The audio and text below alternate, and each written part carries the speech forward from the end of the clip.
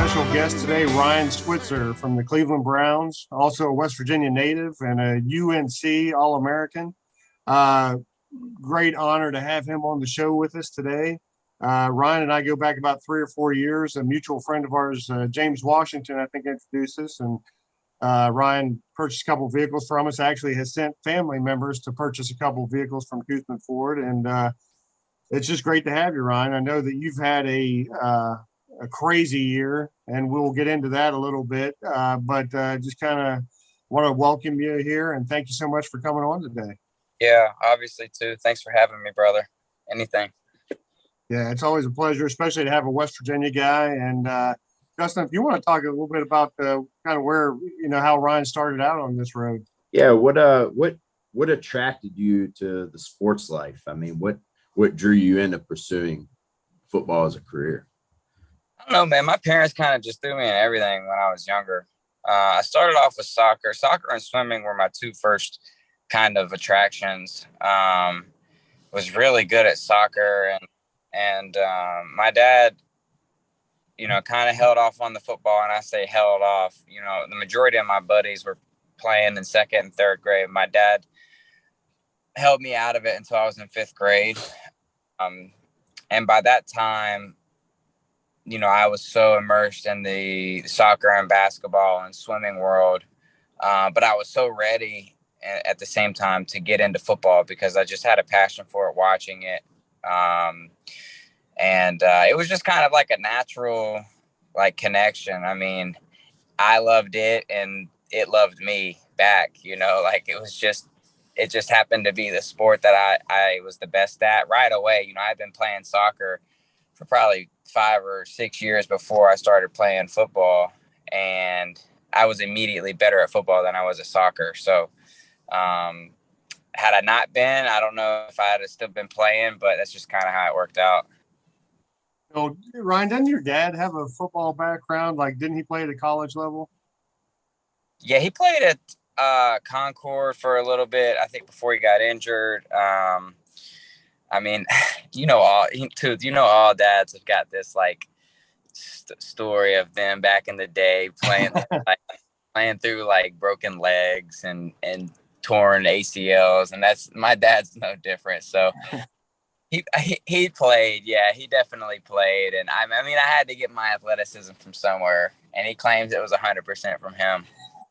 I think part of it, though, when you brought up a point, because I've been fortunate enough to be around several professional athletes, and I think your dad had the foresight, because a lot of these guys don't want their kids playing football so young. They want them to choose it or get involved at a little bit more physical maturity.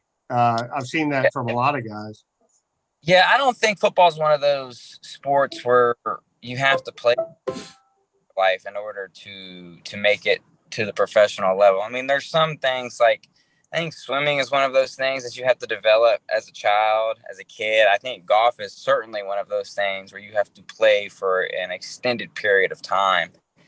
But, even basketball, you hear about these, now they're outliers for sure, but you hear about these kids and these stories of where they played, a year or two of basketball. Next thing you know, they're high Division I. Next thing you know, they're going to the NBA. I think football is a little similar to that, man, especially because you also see position changes so late and in the game as well. You see, and granted, it's not you're not trying a different sport, but essentially when guys shift these positions, you are, it's still football, but it's a whole new game for you. And guys are still changing positions at the NFL level. So I don't necessarily think that football is something that you have to throw your children in at a young age in order for them to be successful down the road. Yeah.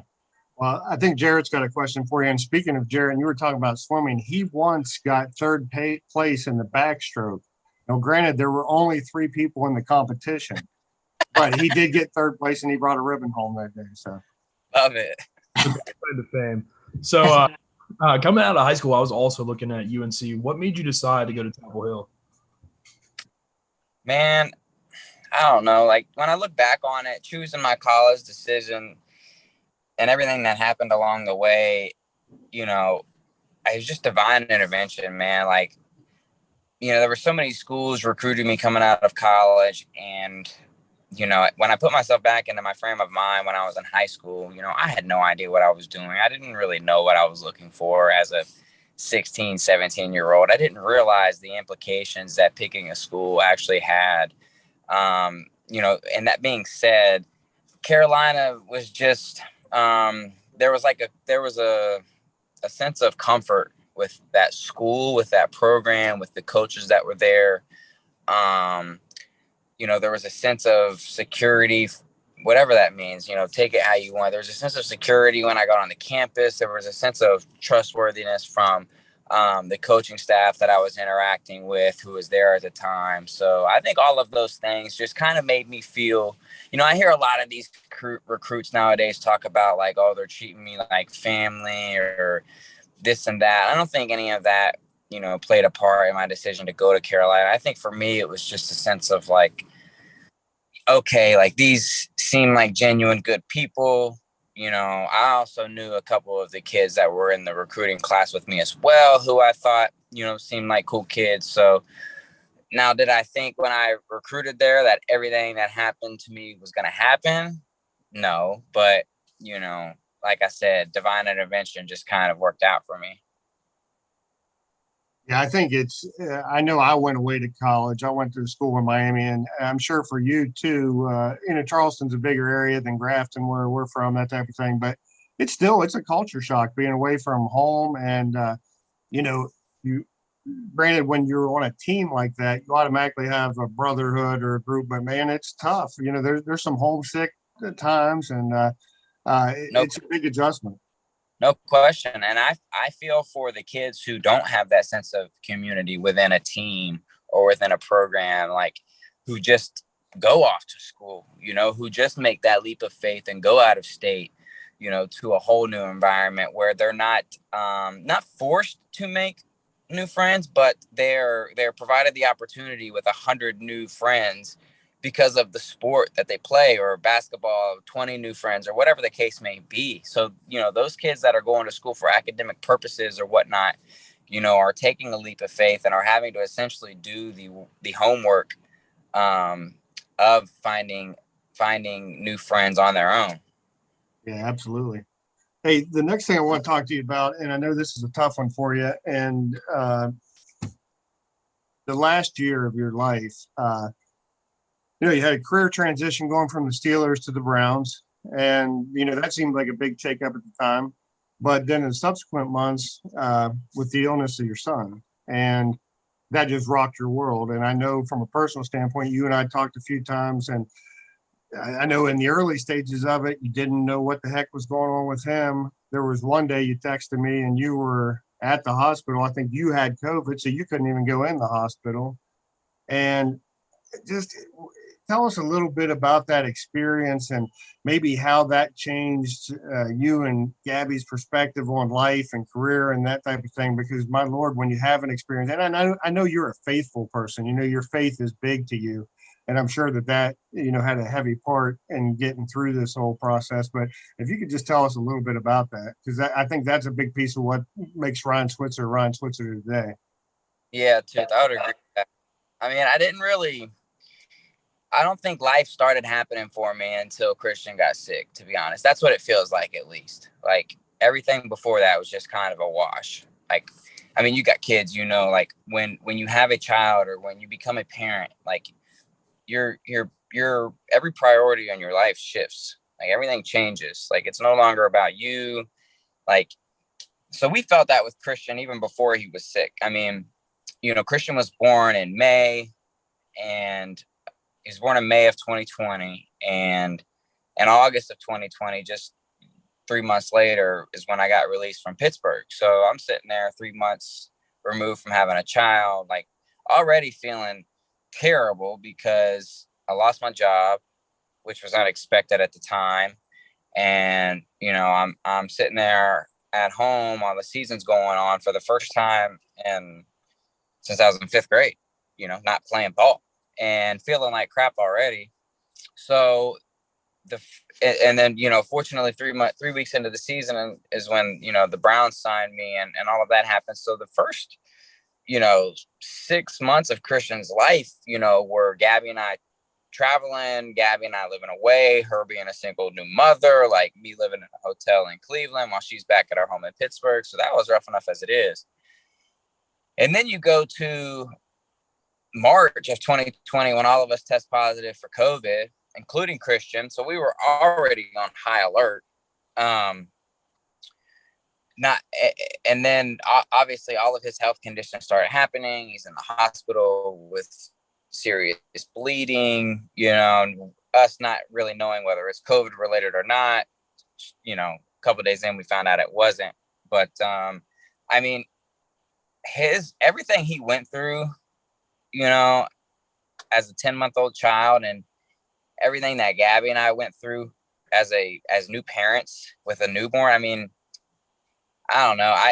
I mean, it's cliche, but I really wouldn't wish that on my worst enemy. I mean, it's done so much trauma just to us as parents that it's something that we're still working through. We'll probably continuously work through the rest of our life.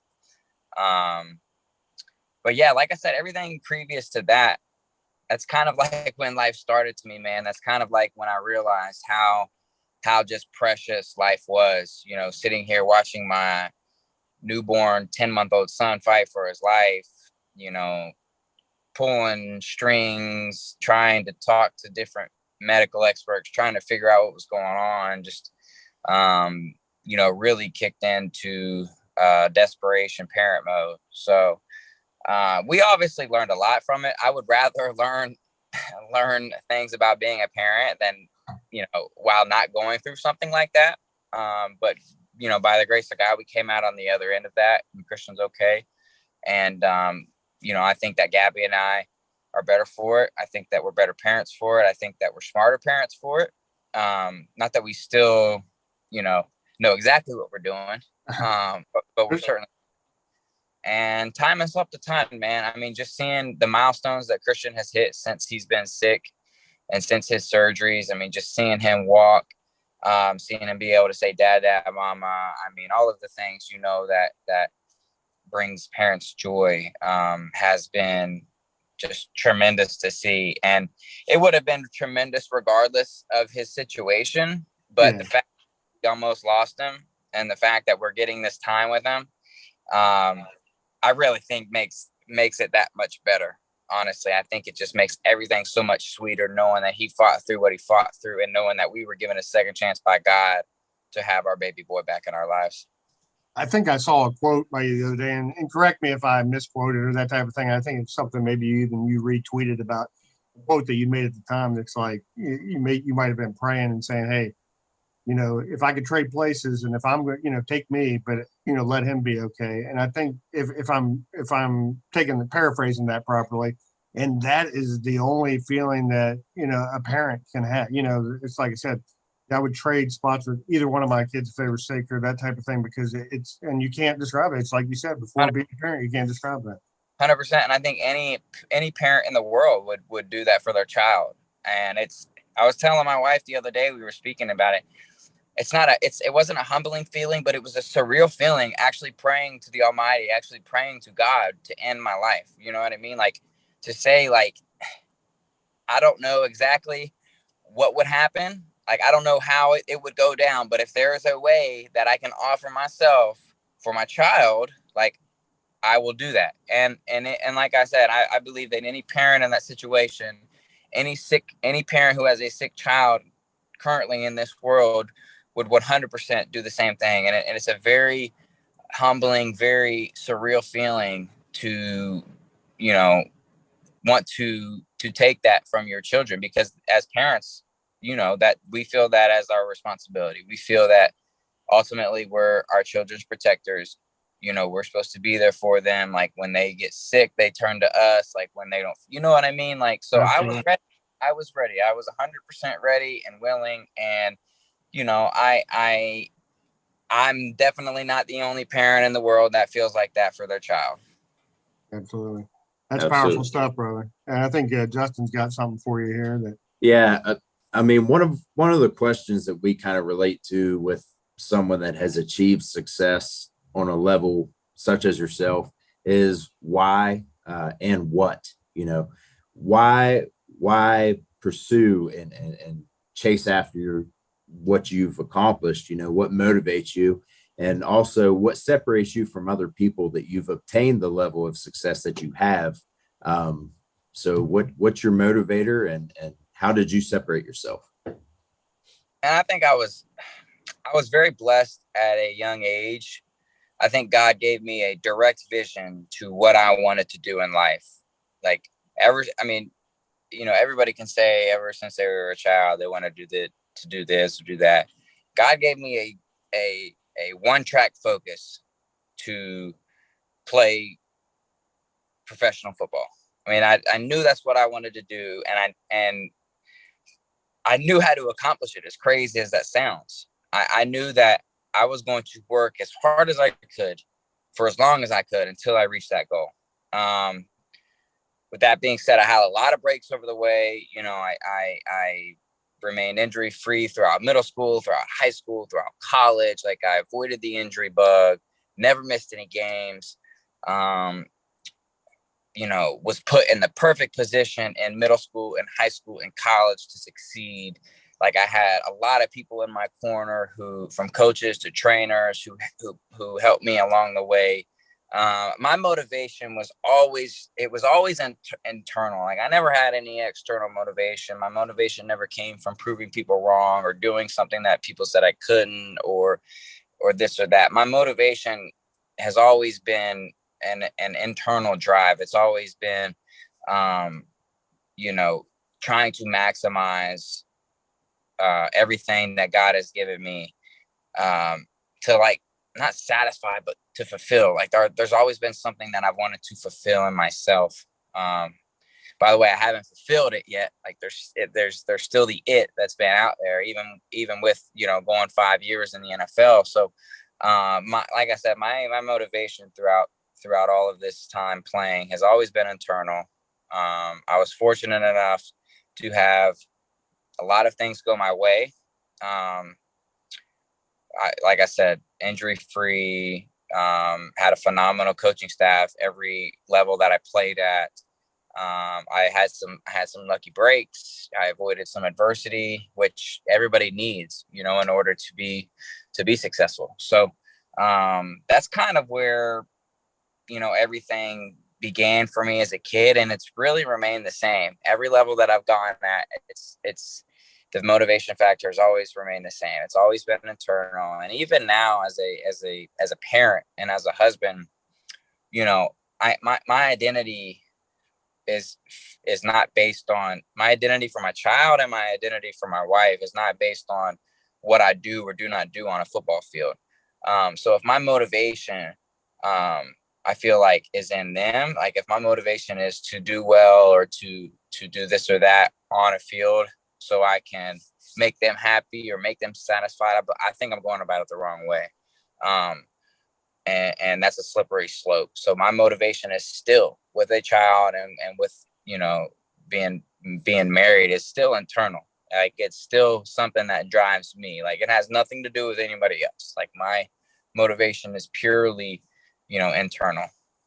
I think, you bring up a good point. I think I've been fortunate enough to be around guys like you and James and Devin Bush and some of these guys and the public is so fickle, and, they love you one minute and they hate you the next. And you've been through that. You've seen the good and the bad and that type of thing, being the hero, and it's part of the game. Yep. It's part of putting yourself out there on that stage, on that, and it just happens. And the kids have said, hey, being friends with some of these guys has kind of ruined you rooting for the teams, because I root for the guys, you know what I'm saying? Because you start to know them, and you see the pain that they go through, or, the struggles that they go through, and it makes them people. And people, they don't see that. They just see a guy on TV doing that. And he's like a robot. He's supposed to catch that ball, or he's supposed to do that. And, you're human, because like we all are. Yeah. I mean, everybody in that locker room, everybody that these fans and these people idolize, they're just folks. Like, they're just folks. Like, I've played with some of the biggest superstars in the game. Like, I played with Des Bryant, I played with Antonio Brown, Ben Roethlisberger, Odell Beckham. Like, they're just folks, man. They're just people. Like, and you know, and people put them on pedestals. People put professional athletes on pedestals. People put people, you know, of success and fame and fortune on pedestals. And unfortunately, that's just, you know, not reality. So, you know, I always say if you wouldn't accept advice from somebody, you shouldn't accept criticism from them. Like, don't accept, you know, criticism from someone you wouldn't ask for advice, right? So all of that stuff, man, it's certainly challenging to deal with. Like, it's an interesting dynamic for sure, but you've seen it, like, because you are not just familiar with us, and I say us, professional athletes. You know our lives, like you're friends of us, like so you understand, like, we are just people and we have feelings just like everybody else. And we go through the same everyday regular problems as everybody else. Our lives are just in a glass bowl so everybody can see it. Absolutely. Hey, Jared, I think you had one thing in kind of closing, and then we'll let Ryan get on his way. He's probably still rehabbing and that type of thing, but then we'll kind of let him close out. Go ahead, Jared. Yeah, so one of my questions was, we're all from West Virginia. It's a really special place. So what is being from West Virginia? What does it mean to you, and especially Charleston? Man, I wouldn't be who I am without West Virginia. I truly believe that, man. I can't imagine growing up anywhere else that I grew up. Obviously, I don't live there anymore, and I love the states and the places that I've been, but that doesn't mean that I have any less love for the state of West Virginia. It doesn't mean that I would have rather grown up here or grown up there, because I don't believe I would have gotten the experiences that I had got when I, you know, was a kid in West Virginia. You guys know this. There's just this sense of community. Like, there's a sense of community that's unlike anything in the United States. Like, there's just, I mean, it's just, and those who aren't from the state don't understand it. You know, they don't understand the 304 community. They don't understand, you know, people taking care of people. They just, you know, they don't. So, you know, I have so much love for the state of West Virginia. You know, I believe that some of the hardest working people in the United States are from the state of West Virginia, and they just keep fighting, man. And I think the backbone of this state is the hardworking people. You know, I think it's the people that the self-employed, the people who get up every day and have to go and earn what's there. You know what I mean? I mean, I feel like you guys understand what I'm trying to say. So I had a phenomenal experience growing up. You know, my folks are obviously still back there. I got some aunts and uncles back there. My sisters are back there. My wife and I just drove back last weekend from visiting. I was able to go to my high school's game and for the first time in I don't know how long, since I got out of high school. So there's just this sense of community, man, and everybody pulls for one another.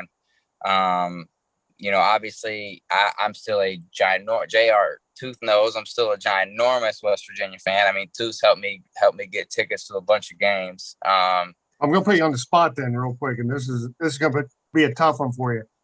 Hugs and West Virginia go to the Final Four and play North Carolina. Who are you rooting for? Hey, listen, here's how I'm going to answer that. North Carolina, I bleed Carolina blue and white.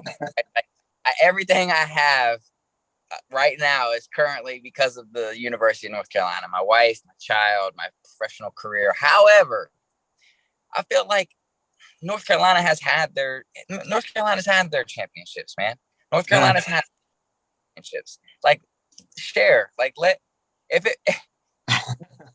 let West Virginia get one. You know what I mean? Like, it's not that I'd be rooting against Carolina, but it's like, come on, man. Like, let the Mountaineers get one. So, that was a tough one.